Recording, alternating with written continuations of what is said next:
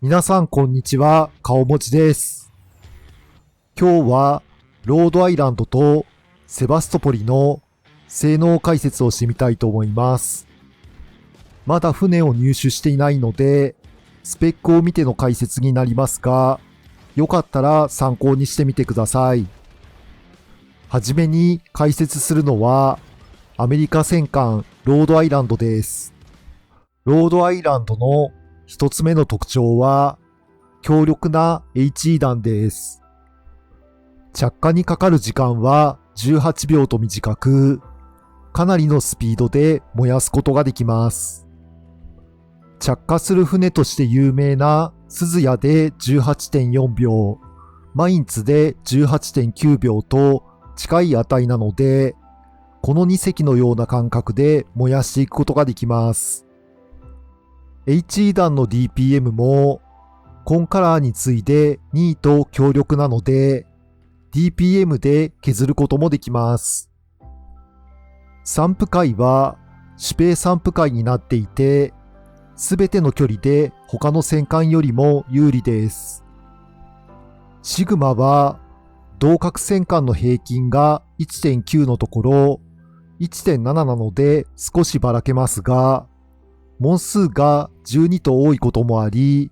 苦労せずに当てることができます。さらに、着弾時間も、オハイオより 0.3 秒早く、ヤマトとほぼ同じと優秀なので、遠くの戦艦だけでなく、動きの速い巡洋艦や駆逐艦にも当てやすいです。ロードアイランドの HE 弾は、着火力や精度などが優秀で、射程内の戦艦をどんどん燃やして削ることができます。また、HE 弾なので、巡洋艦や駆逐艦にも強く、柔軟に戦えるのもいいところです。注意点としては、HE 弾だけでなく、適時 AP 弾も使うことです。口径が 356mm と小さいことで AP 弾の貫通力が低く、遠くから戦艦の防角を抜くことはできませんが、側面や甲板を狙えば通常貫通を取ることはできます。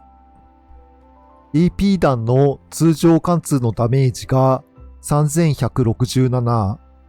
HE 弾が1667と2倍近く違うので、側面が取れたら AP 弾を使っていきましょう。二つ目の特徴は、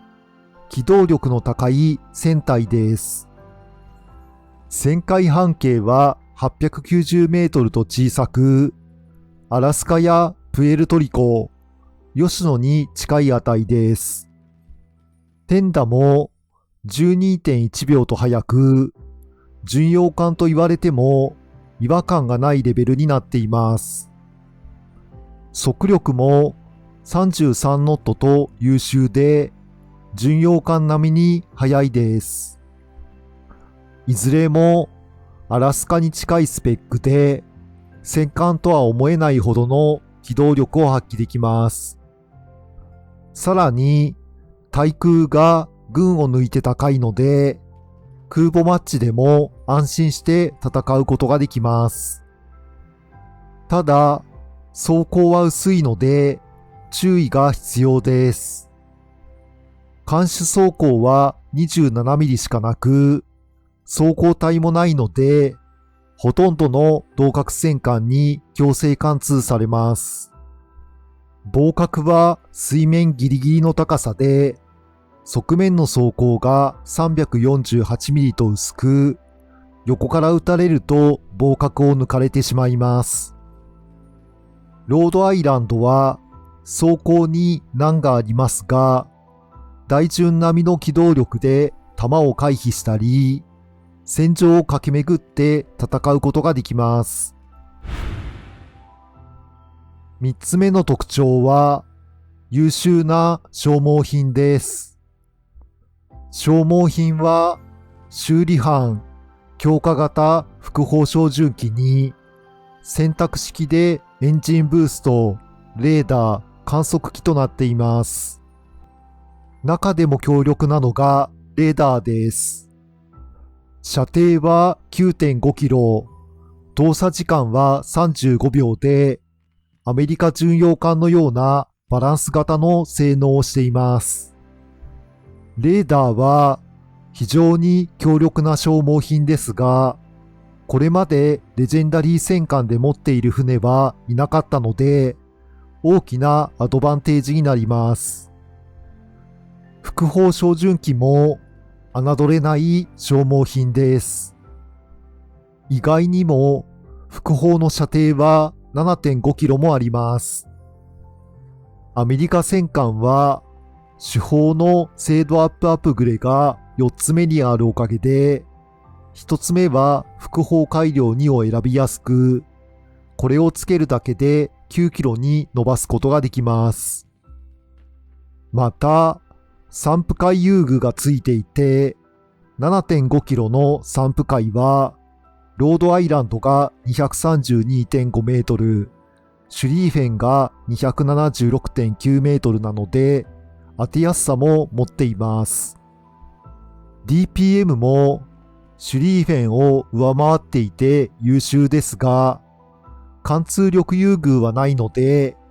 巡洋艦と戦艦の上部構造物か駆逐艦しか貫通できません。副砲戦艦のように副砲で戦うのは難しいですが、強力な HE 弾やレーダーを併用すれば十分に使っていけそうです。ロードアイランドはレーダーなどの優秀な消耗品を持ち、ビルド次第でいろいろな戦い方ができます。ロードアイランドは強力な HE 弾や機動力が高い船体、優秀な消耗品を持ち、いろいろな状況に対応できる汎用性が高い船です。敵戦艦を HE 弾で燃やしたり、巡洋艦に接近して攻撃したり、レーダーを使って駆逐艦に対処したりと、いろいろなことをすることで勝ちにつなげることができそうです。非常に汎用性が高く、乗りやすい船だと思うので、戦艦乗りの人だけでなく、巡洋艦乗りや駆逐艦乗りの人にもおすすめです。次に解説するのは、ソ連巡洋艦セバストポリです。セバストポリの一つ目の特徴は、スナイプに特化した手法です。まず、手法の精度が非常に高いです。散布界は、同格大順のプエルトリコが米戦艦散布界、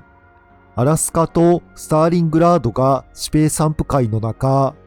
セバストポリとディフェンスは巡洋艦散布界になっています。巡洋艦散布界は指定散布界と比べて 22% も小さいので、どの距離でも圧倒的に当てやすいです。シグマも 2.05 あり、大順の中で最高の精度を持っています。また、着弾までの時間が非常に短いというのもいいところです。アラスカやディフェンスと比べて、どの距離でも1秒以上早く、15キロ先に撃っても8秒かかりません。同格巡洋艦の天打所要時間は、早くて8秒なので、15キロ離れた位置からでも防角を撃ち抜きやすいというのは大きなアドバンテージです。戦艦の天打所要時間は、早くても16秒なので容易に当てることができ、AP 弾の貫通力が十分に高いので、15キロ先の戦艦の側面で通常貫通を取ったり、モンタナの防角を抜くこともできます。ネガティブな理由としては、装填が遅くて DPM では勝負ができないからです。装填は22秒で、特殊な装填をするカスティーリャを除けば最も遅く、DPM では HE 弾、AP 弾ともに最低レベルしかありません。手数が少ないので、一回一回の砲撃できちんとダメージを与え、できれば防角を抜いていきたいです。セバストポリの手法は、高精度で着弾が速く、スナイプに特化した手法です。二つ目の特徴は、ペラペラの高速戦艦です。いろいろなスペックは高速戦艦と言えますが、装甲だけは巡洋艦基準になっています。艦首装甲は 25mm と薄く、ロードアイランド以外の戦艦の AP 弾をガン立てで耐えることはできません。加えて、甲板の装甲が 30mm と薄いのが苦しいです。アラスカの 36mm であれば、515mm 以上でなければ強制貫通されませんが、30mm は 429mm 以上で強制貫通されるので、オハイオやヤマト、最近実装されたアキやインコンパラブルなど、7隻の戦艦の AP 弾を一切弾くことができません。戦艦の AP 弾が一発通常貫通すると4000ダメージと大きいので、弾けないとかなりのダメージをもらってしまいます。戦艦と比べても旋回半径や点打使用時間が悪いので弾を避けづらく、大口径の戦艦が苦手です。ただ、装甲を除けば修理班込みのヒットポイントは12万もあって、ヤマトやシュリーフェン、ブルゴーニュを上回り、速力も 33.5 ノットと優秀です。対空もアメリカ戦艦並みに高いので、空母マッチでもサイドに展開しやすいです。セバストポリは装甲や点打に問題があって、大口径の戦艦が苦手ですが、それ以外の戦艦や巡洋艦に対しては、高速戦艦として戦うことができます。3つ目の特徴は、特殊な修理班です。セバストポリは、重修理班という特殊な修理班を持っています。通常の修理班は、動作時間が28秒、秒間の回復率が 0.5% ですが、重修理班は動作時間が60秒、秒間の回復率は 0.5% です。動作時間が2倍あるので、回復量も2倍になり、1回使うだけで19000も回復することができます。これだけ回復する修理班でありながら、消耗品の数が3個と優遇されていて、うまく使えば6万も回復できます。逆にデメリットは準備時間が長いことです。通常の修理班は準備時間が80秒ですが、重修理班は120秒と長いです。一度使い終わると次に使えるのが2分後なので、その間にダメージをもらい続けると回復が間に合わなくなります。重修理班は扱いづらさがありますが、うまく計画的に使うことができれば強力な武器になりそうです。セバストポリはスナイプに特化した手法や大口径に極端に弱い船体、そして特殊な修理班とピーキーな性能を詰め込んだ船です。離れた位置からスナイプで的確にダメージを与え、状況をよく見ながら修理班を生かして戦うことで活躍することができそうです。手法が中距離以上で強いことや、旋回半径が大きく天打が鈍いといったところはソ連巡洋艦の特徴なので、ソ連巡洋艦が好きな人は入手してみるといいかもしれません。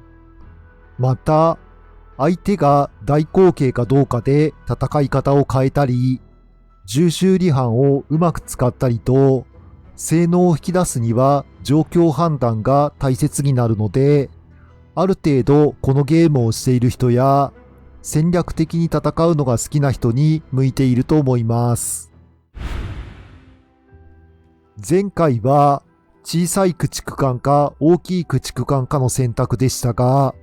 今回は汎用性の高い大巡か尖った大巡かの選択になっています。セバストポリがすごく気に入ったという人は、セバストポリを入手するのがいいと思いますが、多くの人にとってはロードアイランドの方がいい選択肢だと思います。他の人の動画も参考にしながら選択してみてください。